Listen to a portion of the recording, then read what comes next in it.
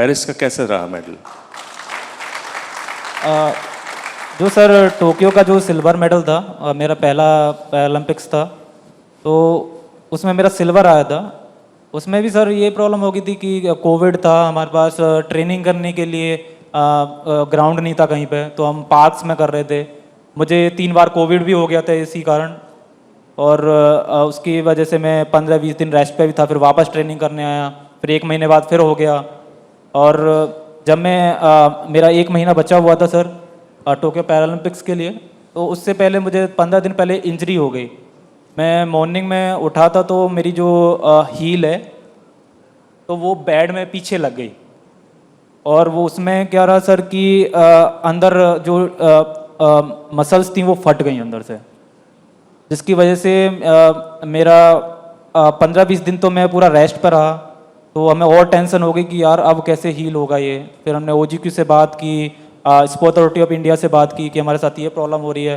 तो फिजियो से हमें ये सारी चीज़ें मिले कि उसको धीरे धीरे उसको हील कर दिया। उसको 90% वो हील हो चुका था, लेकिन जब मैं compete करने के लिए गया वो 10-15% फिर भी था कि वो खड़ सकता था वापस से पेन। मेरे को स्पाइक्स जो मैं पेन पहन रहा था अपने पैरों में, वो मेरे को फील हो रहा था कि वो अंदर कुछ चुभ रहा है।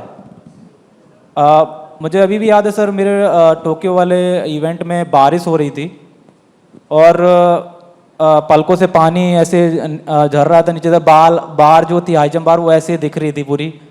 और उसको हम जो टेक ऑफ एरिया था उसको क्लीन करके वाइपर से वो क्लीन कर रहे थे, हम फिर जंप कर रहे थे। तो वहाँ पे डर लग रहा था कि अगर पैर मुड़ गया हल्का सा भी तो वो फ्रैक्चर हो जाएगा, टूटे बगैर वो मानेगा नहीं।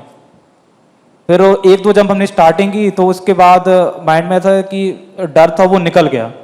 फिर सर ने मुझे बोला था इवेंट से पहले कि बेटा पैर टूटे, चाहे तूफान आए, चाहे बारिश कितनी भी हो जाए, अपने को यहाँ पे पर्सनल बेस्ट देना है, चाहे तू 4th हो 5th हो जाए, उससे कोई प्रॉब्लम नहीं है। मैंने वहाँ पे 2.07 किया विद न्यू एशियन रिकॉर्ड, और वहाँ पे मैंने सिल्वर मेडल जीता। पर आपने गोल्ड जीता फिर आपने पेरिस में, और जब गोल्ड जीत लिया उसके बाद घर वाले खुश हुए? सर घर वाले बहुत खुश थे। मैं उन्हीं के लिए ये सब चीज़ें कर रहा हूँ, क्योंकि मैं तो मेरी जो अब जब जर्नी थी गोल्ड आ चुका है तो घर वाले ये भी कह रहे हैं कि शादी करो या ऐसा कुछ? हाँ सर, अभी बोलते हैं कि शादी करनी है, कब करनी है। तो क्या कब करनी है? मैंने सर सोचा है कि मैं 2028 के बाद सोचूंगा सर शादी कर लूँ। क्यों?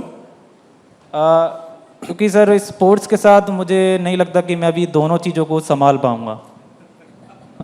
मेरे को स्पोर्ट्स की रेस्पॉन्सिबिलिटीज़ ज़्यादा पसंद है उस चीज़ में जाने से। तो अभी मैं चाहता हूँ कि मैं अपना पूरा फोकस 2028 LA तक मैं स्पोर्ट्स पे ही रखूँ। Yeah.